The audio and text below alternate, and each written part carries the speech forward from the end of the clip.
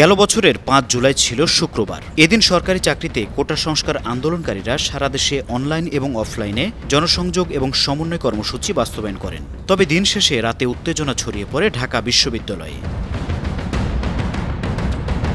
আন্দোলনের অন্যতম কারিগর সার্জিস আলম থাকতেন ঢাকা বিশ্ববিদ্যালয়ের অমর একুশে হলে। রাত ১২টার পর তাকে হল থেকে বের করে দেওয়ার চেষ্টা করে ছাত্রলীগের হল পর্যায়ের কিছু নেতা। ঘটনার বিষয়ে সার্জিস সাংবাদিকদের বলেছিলেন, তার হলের একজন ছাত্রলীগ নেতা ছাত্রলীগের শীর্ষ পদ পাওয়ার অপেক্ষায় ছিলেন।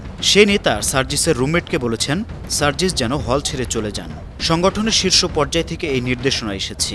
পরে বিষয়টি সংশ্লিষ্ট শীর্ষ পদ প্রত্যাশীদের কাছে জানতে চান সার্জিস। তারা হ্যাঁ সূচক জবাব দেন। এরপর ব্যাগ গুছিয়ে চলে যাচ্ছিলেন সার্জিস। কিন্তু হল গেটে গিয়ে দেখেন ৫ থেকে ৭০০ শিক্ষার্থী। তারা তাকে যেতে দিচ্ছিলেন না, কারণ সার্জিস ছাত্র সমাজের একটা যৌক্তিক দাবির পক্ষে প্রতিনিধিত্ব করছেন। খবর পেয়ে আশপাশের হল থেকেও শিক্ষার্থীরা সেখানে ছুটে যান। কিছুক্ষণের মধ্যে বিপুল সংখ্যক শিক্ষার্থীরা সেখানে জড়ো হন।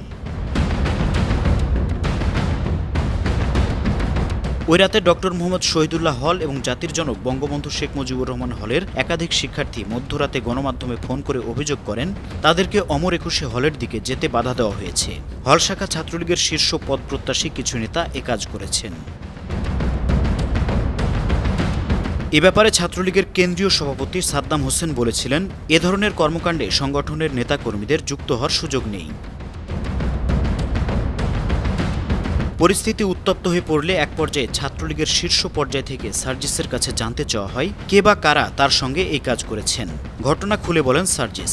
এরপর অভিযুক্তরা সার্জিসের সঙ্গে দেখা করে ক্ষমা চান। তারা স্বীকার করেন ছাত্রলীগের শীর্ষ পর্যায় থেকে এমন কোনো নির্দেশনা ছিল না। তারা তাকে হল থেকে বের করে দিয়ে রাজনৈতিক ফায়দা তুলতে চেয়েছিলেন।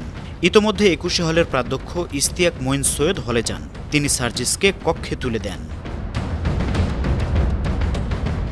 News desk, 52 TV.